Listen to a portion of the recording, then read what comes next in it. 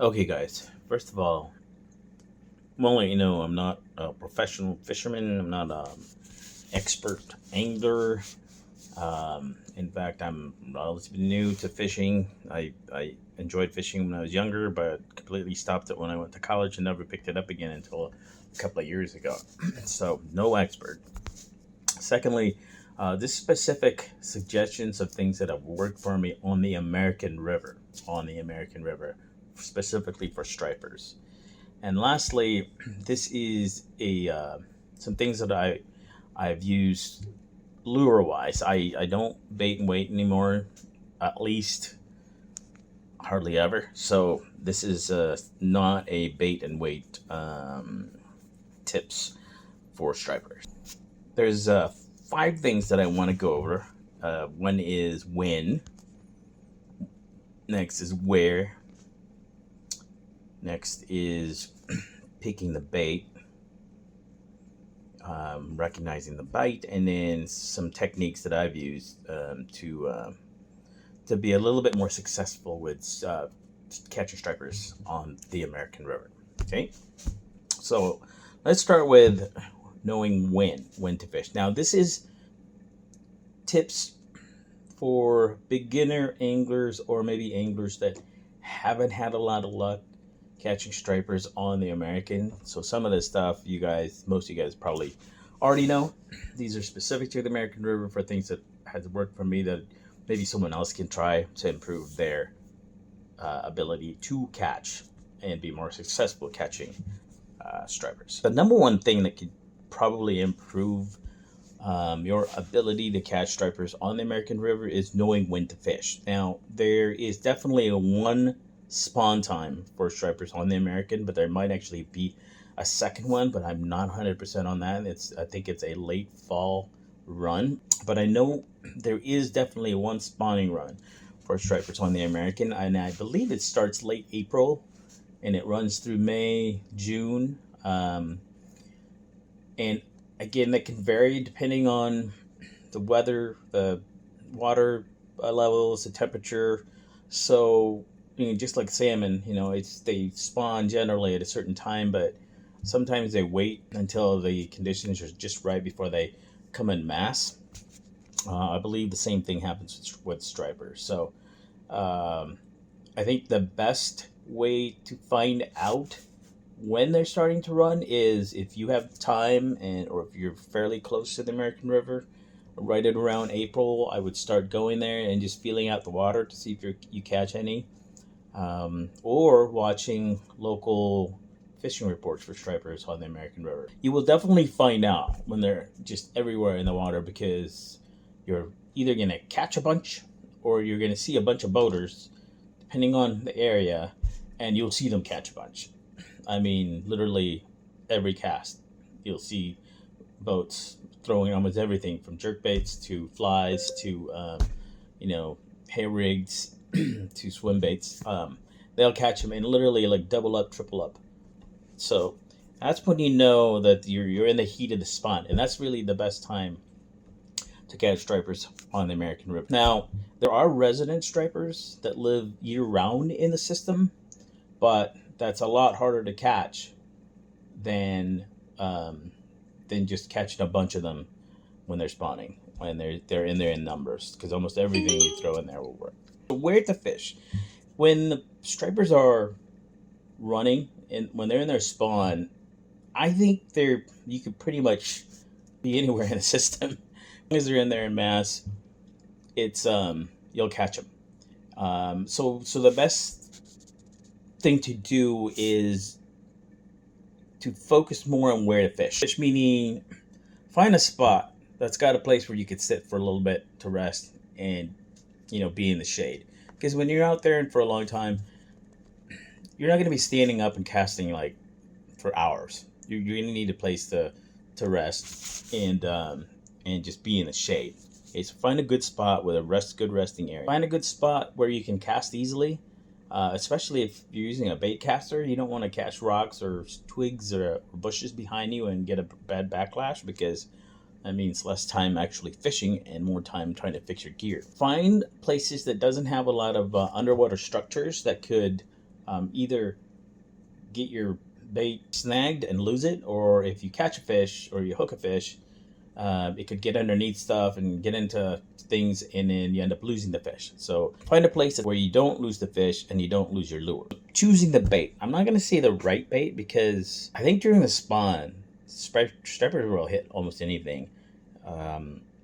You can throw jerk baits, swim baits, glide baits, stick baits, ribbon-tailed worms. I think if it's in front of them, they'll probably hit it. I think it's the matter of finding the bait that works best for the right time. I've caught them personally on paddle tail, paddle tails, on A-rigs, ribbon-tailed worms, spoon, zoom super flukes. I've caught them all with those baits on the American River. By far, the most successful bait I've used is a single paddle tail on a jig head, and anywhere from half an ounce to a quarter ounce, and then using a 3 to 4 inch paddle tail. That size seems to be just right for them to hit. They don't seem to stun it and then come around and bite it. They just bite it, because every time I get a bite, I set the hook and it's in their mouth. I have also caught them in various colors, from darker, purplish, to like more of the natural colors, like the green pumpkin and watermelon. But by far the most fish I've caught color wise is more on the shad color. Pick I've tried almost every brand, and from the Kitex to Berkeley's to 6 Sense to stuff I get from AliExpress and Temu. And I've caught them all on all of those. So I think my best suggestion, as far as the not the brand but the type, is pick something that's really durable, because you want to catch more than 1 or 2 fish per bait, just extending your money's worth. And since I've been catching them on every one of these, I don't think there's really a need to buy a Kitex that's going to fall apart within a couple of fish. So the ones that I personally have used, that I've been successful with, that's very durable, are the Berkeley's. The ribbed ones. And then, frankly, all the ones that I bought at AliExpress and Temu are more durable than Kitex. Number 4, you want to know when, especially for new anglers who may not know, you want to know when you have a bite and to actually set the hook. Because I had a friend who was fishing with me. He had been out in the spot for 30 minutes and had not caught anything, and then I came there and immediately started catching them. When I asked him, when I told him like what was telling me when to set the hook, I said, when you feel a little tick, that's set the hook. And he said, well, I thought I was just hitting bottom.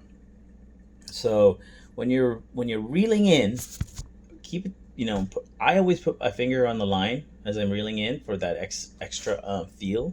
But watch your rod, watch your line, feel the line and the blank, the rod, anything that really feels out of the ordinary. And when you're reeling in bait, if there's nothing hitting it, it's just gonna feel the same during the whole reel. But if you feel or sense something that's just anything, anytime you sense or feel anything different during the reel, set the hook.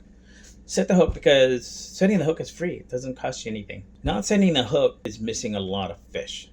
So again, when you're reeling in, it should just feel normal during the entire reel. Like, 'cause all it's doing is going through water. It shouldn't feel any different. But if you feel a little tick, feel a little tug, if you feel anything that's slightly different from all those senses that you're using, set the hook. Again, it's free. So really important that you recognize when you actually have a bite.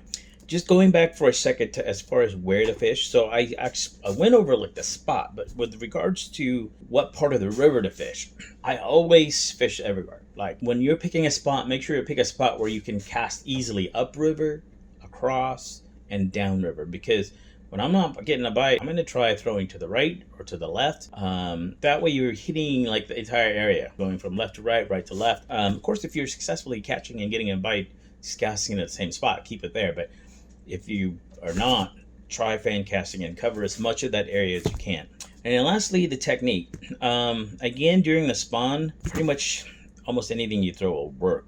And stripers have been known to be caught like in 2 feet of water. So they can be in super shallow areas where they're chasing bait. It can be in deeper areas. It can be in the middle of the river. I've even seen people catch them using a frog in more than one occasion. There's a particular YouTuber I've seen. He was fishing for bass and caught striper using a frog. So yeah, so they'll hit top water, mid column water, bottom, like super shallow areas. So you don't want to miss anything. So as far as technique goes, for me, for the bait that's worked best for me, and then that is the single hook jig head with a single paddle tail, because I have caught them before on an A-rig, but that's like multiple paddle tails. The problem with an A-rig is that it's kind of heavy and it gets a little tiring to throw that thing all day. And so I prefer to just use a single hook, single paddle tail, because it's easier to cast. You don't get tired as much. Anyway, so by far the most successful bait is a single hook, paddle tail, light colored, 3 to 4 inches. And what you want to do is not only vary your retrieve speed, but also vary how long you wait before you start retrieving, because that lets you control how far down the water column you're going to be fishing. So you want to fish everywhere, top, mid, bottom, right and left. And if you ever fish the American River, and it's levee, so it's like lined with just rocks. Right? One thing I've noticed is if you're fishing during the daytime, you will notice that you won't see a lot of little fish near the bank. You don't see a lot of those during the daytime, but when that sun starts to go down and it starts to get a little shadier, you'll see them start to come out. What's happening is they're in those rocks. They're like, during the daytime, that's where they stay. I think they're just more protected because they're, during the daytime, obviously they're easier to see. The sun starts to get lower and you're more in the shade, you'll start to see these little fish. And I think they feel safer when it starts to get dark, and they'll start to feed. And what's happening is, I think the stripers are now then patrolling closer to the bank, and they're ambushing and eating those little fish. Because what I've noticed is towards the end of the day, I'm catching more close to the bank. I'm like throwing down the bank, retrieving close to the bank, and you want to retrieve it fast enough to where you're not going to have your bait get stuck and snagged in the rocks. And they'll just hit that thing. And the difference too when they're hitting it from the bank is they're hitting it hard and trying to swim away with it. It's not like a little tick.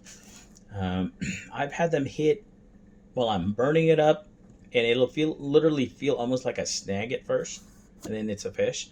And then I've also had them hit it like almost like feet from me, and you'll literally see them swipe at it and grab it, and you can see them go for it and try to swim away with the bait. So that's one thing that I have noticed, is that when the bait fish starts to come out, and that's usually when it's towards the latter part of the day, that's when I seem to catch more stripers closer to the bank. So that's it, guys. Those are my tips. Again, I'm no expert, but I have been fairly successful catching stripers on the American River. And I'm just hoping that maybe for someone who is not familiar with striper fishing on the American River, or new to fishing, does not have this knowledge and tries it, I'm hoping that you guys will do that. And I'm hoping that you'll come back and maybe comment in the video to see if it's actually worked, if any of the stuff I'm talking about works. So I'm really hoping that that'll be the case, because it'd be kind of cool to apply my knowledge with someone else, and so I know it's not just me getting lucky when I do catch fish. So thank you guys for watching. Trying to get to 100 subs this year, so please subscribe, and please try, and if it works, please come back and comment. Thank you.